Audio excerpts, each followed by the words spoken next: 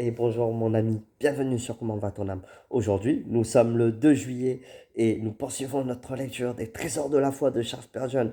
Et voici ce que le Seigneur a en réserve pour toi. La lecture du jour se trouve dans le psaume 127, verset 2. Et voici ce qu'il est dit. Il en donne autant à ses bien-aimés pendant leur sommeil. Il en donne autant à ses bien-aimés pendant leur sommeil. Et voici ce qu'il est dit, nous ne menons pas une vie de soucis empreinte d'anxiété, mais d'une foi pleine de bonheur. Notre Père céleste supplira à tous les besoins de ses propres enfants, car il sait ce dont nous avons besoin avant même que nous le lui demandions. Amen. Mais encore, nous pouvons donc aller nous coucher à l'heure convenable sans nous éreinter en restant debout tard dans la nuit, occupés à réfléchir, planifier et manigancer. Si nous avons appris à nous reposer sur Dieu, nous ne resterons pas éveillés et rongés au cœur par la crainte.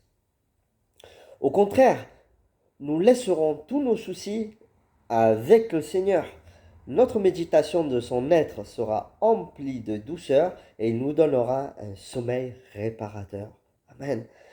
Faire partie des bien-aimés du Seigneur est l'honneur le plus exalté et celui qui le possède peut très bien ressentir que l'esprit d'ambition lui-même ne pourrait pas désirer posséder davantage.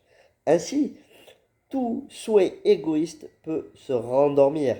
Qu'y a-t-il même au ciel de plus que l'amour de Dieu? Qu'y a-t-il de plus que l'amour de Dieu au ciel? Qu'y a-t-il même au ciel de plus que l'amour de Dieu? Repose-toi donc, mon âme, car tu possèdes déjà toutes choses. Amen. Pourtant, nous nous tournons et retournons dans notre sommeil, dans notre lit, à moins que le Seigneur lui-même nous donne non seulement des raisons pour être en repos, mais le repos lui-même. Et il le fait effectivement. Jésus lui-même est notre paix, notre repos et notre tout. Sur son sein, nous dormons en parfaite sécurité, tant en cette vie que dans la mort. Amen. Gloire à Dieu. Le sommeil. Le sommeil. Souvent on prie pour la journée. Le matin, quand on se lève, on remet notre journée à Dieu. Le soir, quand on se couche, on remercie le Seigneur pour la journée. Mais qu'en est-il de tes nuits? Est-ce que tu pries le Seigneur pour qu'il garde ta nuit? Parce qu'il est celui qui garde ton départ et ton arrivée. Donc ton départ dans la journée, ton arrivée dans la journée. Mais il garde aussi ton départ dans la nuit et ton arrivée dans la nuit. Sache une chose, c'est que le Seigneur est autant présent de jour comme de nuit, parce qu'il est celui qui ne dort, qui ne sommeille ni ne dort, celui qui garde Israël.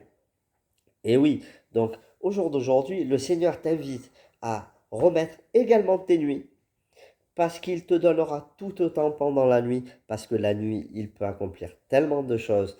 Et comme on dit, la nuit porte conseil. J'ai envie de te dire, la nuit, le Seigneur te porte conseil. Si tu restes vraiment dans un esprit de prière avant de dormir, si tu pries vraiment le Seigneur pour qu'il l'enveloppe, qu'il l'environne toute ta nuit, sache une chose, c'est qu'il est fort probable, désolé, que le Seigneur parle à travers un songe, parle à travers un rêve, parle à travers une vision. Il se peut même que le Seigneur s'asseye au pied de ton lit, comme il l'a fait. Petit témoignage de quelques secondes. Mon père a été atteint du Covid et il dormait quasiment 20 heures, 21 heures sur 24. Et il était complètement déphasé, il ne savait pas où il était. Et un jour, il a dit à ma mère, qui c'est qui est venu s'asseoir au pied de mon lit? J'ai vu qu'il y avait un monsieur avec une robe blanche, longue blanche, et je ne sais pas qui c'est, mais je me sentais bien. Il avait plus toute sa tête à cause du Covid. Et, euh, et au bout d'un moment, ma mère a dit, mais il n'y a personne qui est venu à la maison. Pendant que tu dormais, il n'y a personne qui est venu à la maison.